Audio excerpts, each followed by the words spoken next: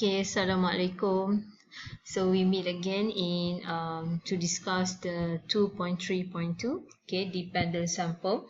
Okay, as what we discussed in the first video of the 2.3.1, okay, so already discussed, I already mentioned what is the difference between independent and dependent sample.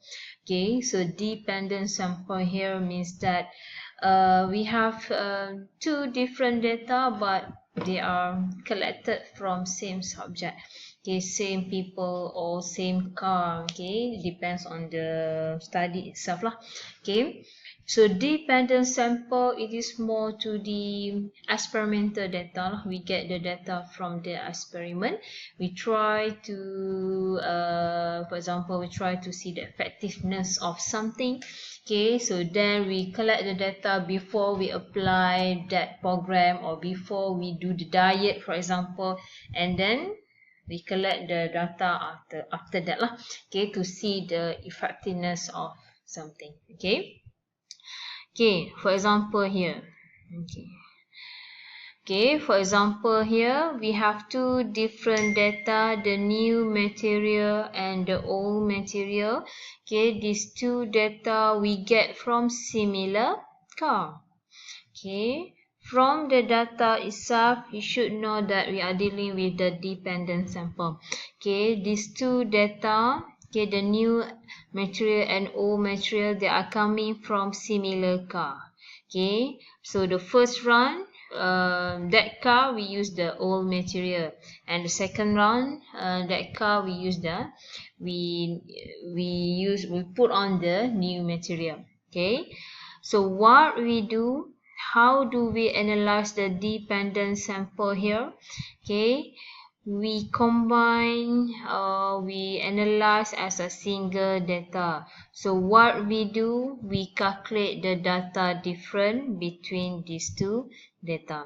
Okay, so the next analysis, okay, the next analysis, it is based on this single data, the data difference. Okay, this is how we combine these two data lah, okay, by calculate the data difference. Okay, so the next analysis, it will be based on the single data, which is data difference. Okay, so because of we analyze a single data here, then your parameter will be mu d.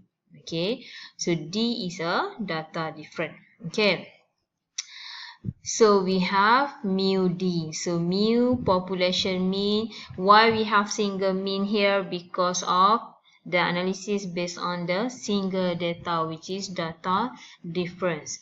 So d here represent data difference.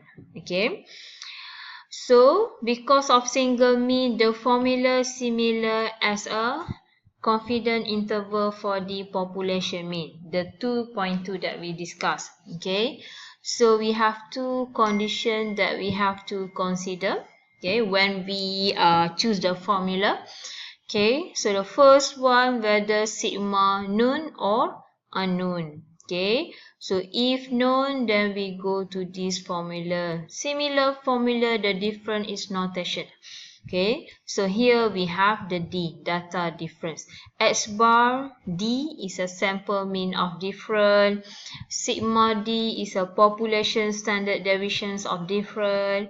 Okay, what we have here, SD is a sample standard deviation of the difference. Okay, if sigma square is unknown, then the next condition is a sample size greater than 30 or less than 30.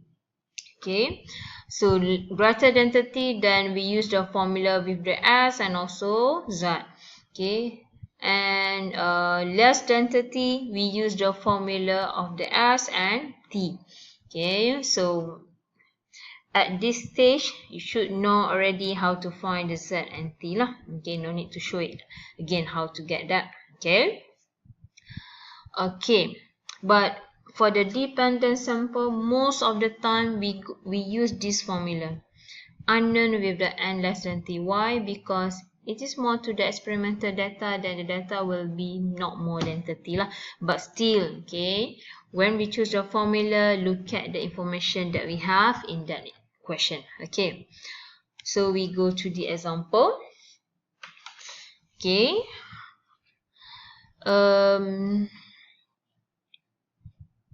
so the tire manufacturer wish to compare the made of the tread wear of the tires between the new and conventional materials. Okay, that's why we have the old material and the new material. Okay, so one tire of the each type is placed on each front wheel of the each of 10 front wheel drive vehicle. Okay, so the choice as to which type of the tire goes on the right wheel or which goes to the left is made with the flip of the coin. Okay, so this is a technical. Okay, so we have a car. Okay, I think it is a truck because we have 10 front wheel. Okay, so the right wheel may be the new material, or the left wheel may be the old material, or the right is a old or the left is a new. Okay, but the important thing is we get these two data from similar vehicle. Okay, the data from new material and the data from the old material from similar car or similar vehicle. That's why it is a dependent sample. Okay, so each car is driven for the 40,000 km and the tires are removed and the depth of the tread on each is measured. So depth of the tread here, that's your variable. Okay, the result were as follows. So the data that we collect here, it is a depth of the tread. So that's your variable. Okay, so calculate a 90% confidence interval. So 90% means that alpha 0.1. For the population mean difference. This is what I said before. If you have independent sample, it will be population different. It will be different in population means. Okay. When we have dependent sample, it will be population mean different. Okay, that's the difference. Okay. It can be one of the clue for you to know whether we are dealing with the independent or we are dealing with the dependent sample. Okay, in tread wear between new and old materials in a way that take advantage of the reduced probability produced by the paired design. So paired design means dependent sample lah. Okay. Okay, paired data, okay, it is a dependent sample. So hence give a comment on your answer. Okay, so here we have the new and old material. Confidence interval between new and old material. So means that the data different here, it is a new material minus the old material. Okay, so to calculate the data difference, it is a new material minus the old material. Okay, so here it is a sample data. Okay, we have 10 car.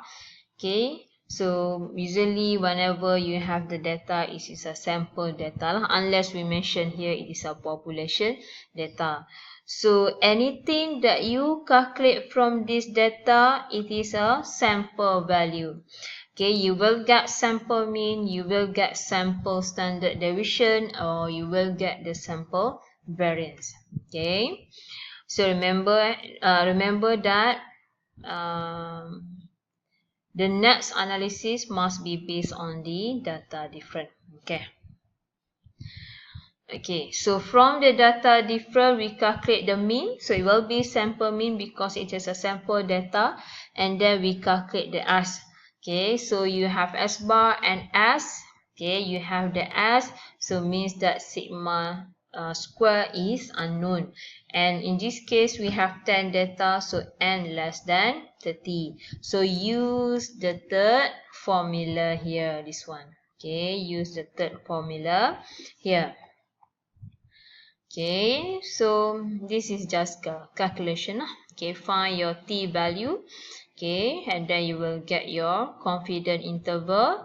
So unit must be stated if unit exists in your question. Okay, and then we interpret. So because of we have positive confidence interval, then the interpretation will be similar as in 2.2.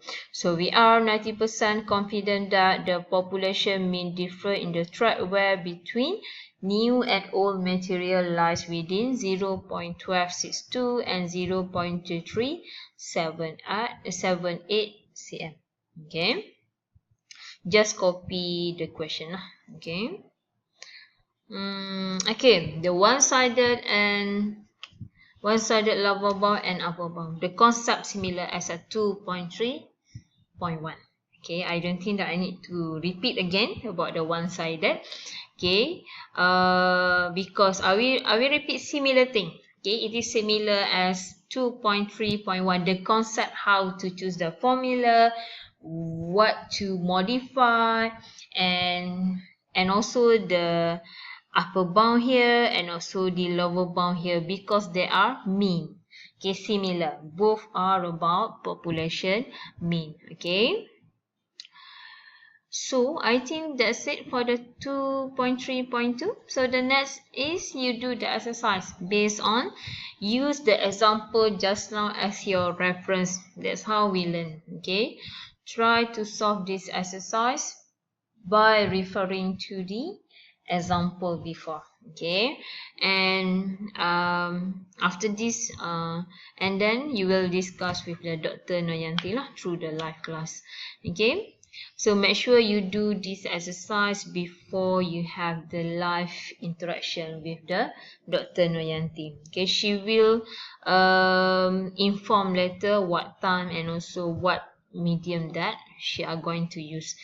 Okay guys, thank you. Hope to meet you again in the next video, inshallah. Okay, thank you.